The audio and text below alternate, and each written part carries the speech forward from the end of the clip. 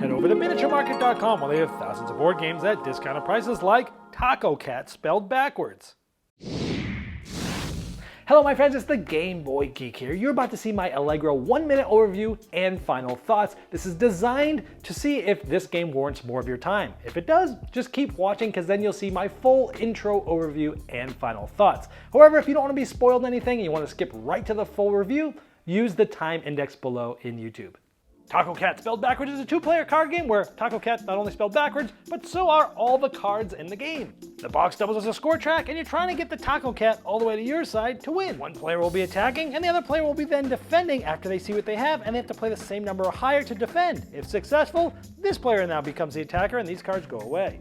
But if they aren't able to defend or don't want to, they get rid of their lowest card, which is terrible because at the end of the round, whoever has the lowest card in their hand for their last card wins the round. And moving the cat closer to them, but also making it easier for it to go back the other way. But you can also perform jumbo attacks with 2 or more of the same number, or a sequential run of 3 or more cards, making it harder for the other player to defend them all. Certain players each round will be able to say how many cards you get rid of, and there's a different amount of cards in each of the hands, making the game's strategy change with each round. And you also get to burn a card to duel at the beginning of the round to see who gets to be the first attacker, but there's some strategies to which card you pick here. So it's a light game, but there's a lot of subtle strategies in it as well. Tacocat is a simple intro to card shedding games where you're bridging together combos. The lowest card wins, but you lose it if you can't defend an interesting twist. Middle cards stink, but both high and low cards are great. Another interesting twist in this game. I've never played the game like this before. You're deciding which cards to get rid of and how many sometimes. The score track's deciding who gets rid of so many cards. You're selecting cards to duel. Sometimes you want to win, sometimes you want to lose, sometimes you want to press your luck and try to just barely win it. The timing is everything in this game because it's okay to lose the second to round, the last card of a round, to hopefully have the lowest amount. You're comboing together with these jumbo attacks of the same number of cards or a big run. The game has way more strategy and nuance than I ever was expecting, but it is a very light game. Randomness can kill your hand. Some hands will just play themselves, you get so good, but there's a lot more strategy and depth in this very light game than I ever imagined. Tacocat surprised the heck out of me, and it got a Saxophone Serenade. Hello my friends, it's the Game Boy Geek here. Today we're talking about tacos, and we're talking about cats in the same sentence. But we're talking about Tacocat spelled backwards, because if you spell Tacocat one way, you can spell it the same the other way, which is a palindrome. This game is full of these. Let me show you this goofy little card game, how it's played. I'll see you on the other side.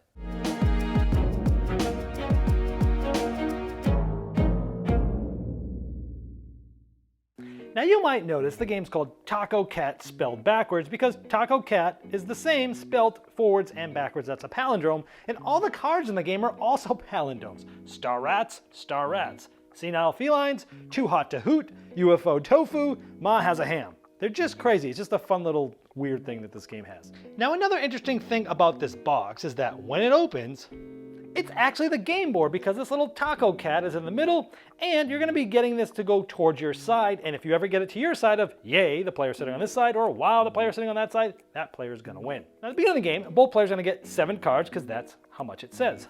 Now players are going to be playing cards, and at the end of the round, you're each going to have 1 card left. Whoever has the lower number at the end of the round wins that round. But look it, there's only 1 1, 1 2, and 1 3. There's 3 12s, and there's the most of 10s, 9s, 8s, and 7s.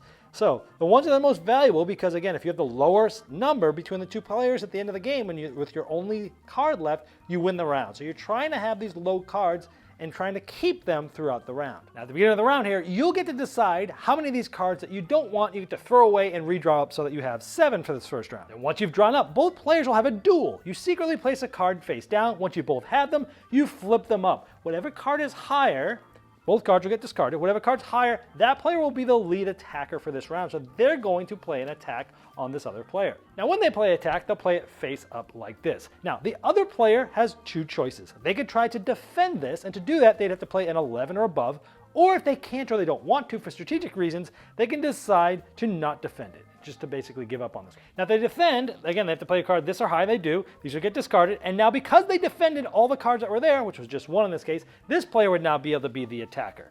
But let's say they didn't want to do that, or they couldn't, they would need to sacrifice a card. And when you sacrifice a card, you have to sacrifice your lowest card in your hand. So they might have to get rid of a 2, which is terrible because, again, whoever has the lowest card at the end of the round wins, and 2 is the second best card in the game. So because they didn't do it, these get discarded, and this player can attack again. Now when you attack, you can do a jumbo attack, which is playing 2 or more of the same number. And in this case, with a pair of cards there, the other player has to defend both of these if they're trying to defend, and they have to defend all of them okay, or they're considered to have been sacrificed. So maybe this player says, you know what, I'll play an 11, but I don't have anything of 8 and above for the second one there, so I have to sacrifice it. Even though they defended one of these cards, they're considered not winning this hand, so this player is going to get to attack again after these cards get discarded, but they had to get rid of their next lowest card, which was a 4. Now, instead of playing a jumbo attack with pairs or more of the same numbers, you can do a run. They have to be at least 3 in a row, like a 7, 8, 9. So now the player has to play 3 cards, again, that defend all of these. They'd have to defend a 9, an 8, and a 7 in order to discard these cards and then have them be the attacker. And there's actually a lot of strategic reasons of why you would defend or sacrifice depending on what's in your hand, depending on how many cards you have left, because let's say this was it and the players have 2 cards left. So let's say this player plays a 7, this player plays an 8. They don't care that they're losing right now. Why? Because that was their second to last card, and that means that everyone now at this point, regardless of what happens, these will get discarded. Players only have 1 card left. And so you'd wipe these and both players would show their cards, and whoever has the lower number is the winner. So let's say it's the player on the left. Well, cool, the player on the left won, they go like this. However, we just left that spot. So we'll fill it with one of these little tiles, and again, all these are palindromes as well, race car. Now that means if this player wins the next hand, it goes here. But if this player wins the next hand, it shoots over this to here. So every time you leave a spot, you put one of these, and it makes it so that basically the first player to win 4 hands first wins. But even more interestingly enough, everywhere you are changes A, how many cards each player gets, and B, who gets to decide how many cards you get rid of at the beginning. So now that this player's won, the other player gets to decide. Maybe they have a stinky hand and they say, I want to get rid of 5 of the 6 cards. But this player might have a lot of good cards and they're like, oh man, I don't want to get rid of them. But that's sort of the difference of how many cards. This 4-card hand is very tricky because again, the timing of when you play your good cards versus your bad cards is important towards the end of the round. So that's pretty much it. Whoever gets to one of the ends is the winner. Let's first start with the positives here. This game has a lot of charm. It's got a bunch of silliness of all the cards being palindromes that I showed you. All these random, weird, wacky phrases that you're like, oh yeah, you do put it backwards. It is read the same. It's just silly and it's fun. It adds to the lore and the charm of the game. Now to the gameplay itself. This game is sort of a simple intro to card shedding. There's a lot of games that are similar to trick-taking games where you're trying to play cards to a trick and you're trying to get rid of cards, you're trying to be the first to run out. This is like a great mass market intro to card shredding, where you're trying to like bridge combos together and get rid of cards that make your big runs together, things like that. I like that you have the lowest card wins, but you lose it if you can't defend, and that sometimes will bring up some interesting choices about when to defend, when not to defend, which cards to get rid of at the beginning. This is a light game. Don't get me wrong. This is not some brainiac strategy game that people are going to be writing books on strategy. It's a light game that has a lot of randomness. But there are a lot of nuanced strategies that will present itself after playing it a handful of times. Things that you don't notice on your first or second or third play that you're like, oh my gosh, this actually does have some really cool things about timing and strategy and which cards do I get rid of at the beginning? How many do I get rid of at the beginning? What do I force the other player to do? Which one am I going to use for the duel? It's all about setting your hand up to try to have your big plays and be able to not care when you lose the second to last card so that you have the lowest card. It's an interesting twist that the middle cards are the worst cards. A lot of card games, the best cards are the high cards, the bad cards are the low cards. Sometimes it's opposite. I don't think I've ever played a game where like low's the best, high is the best, everything in the middle stinks. Like, again, an interesting twist, but it works really well, especially with the card distribution where there's like only one copy of the 1, 2s, and 3s, which are the best cards to have, but they're also the easiest. Those are the ones you probably lose if you can't or don't want to defend. So again, talking about the nuanced strategies, deciding how many cards to get rid of and which ones is a fun thing. Depending on where the cat is on the board, certain player will say how many they get rid of, and again, depending on your hand, you might be purposely getting rid of something so that you can create a nice long set. You might have 5, 6 5, 6, 6, 7, 8, 9. Well, let's get rid of the 6 because now I have that whole big run, right? Or maybe, so you do different things to set yourself up for your hand that's coming out. Now again, what you draw is random. You might get the same thing back, who knows? But the fact that there's some strategies to what you get rid of, and it plays a big part of whether you're gonna win the hand or not. I like that. And I like that the score track decides who chooses and how many to discard. That's kind of a cool thing where it's like it plays, and then how many cards you get each round changes. This game, it's light, but it has some decent amount of strategy as well.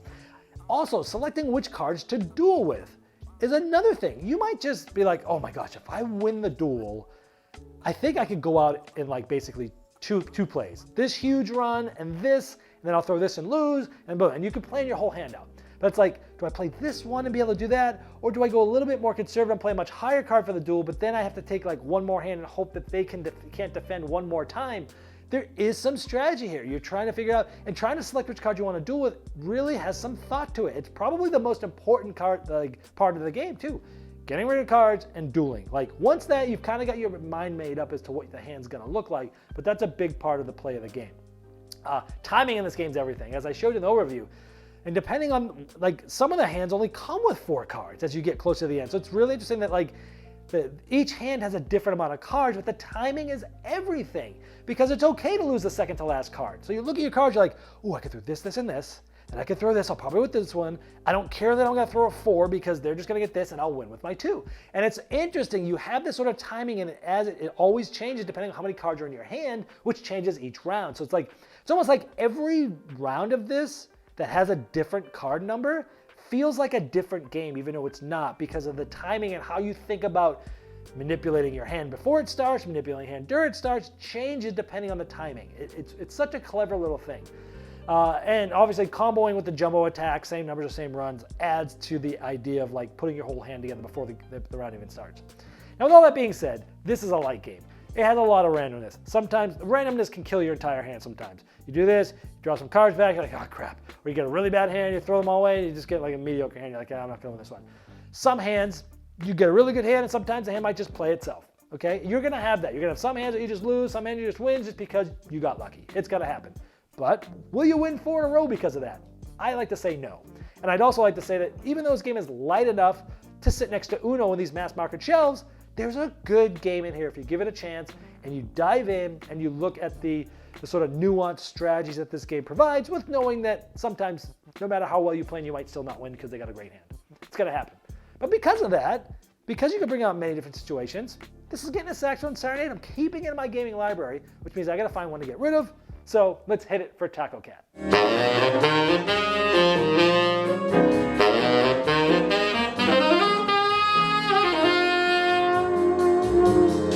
Game Toppers not only transforms your existing table to a high-quality gaming solution, they now offer full leg kits and dining cover solutions for the full table application.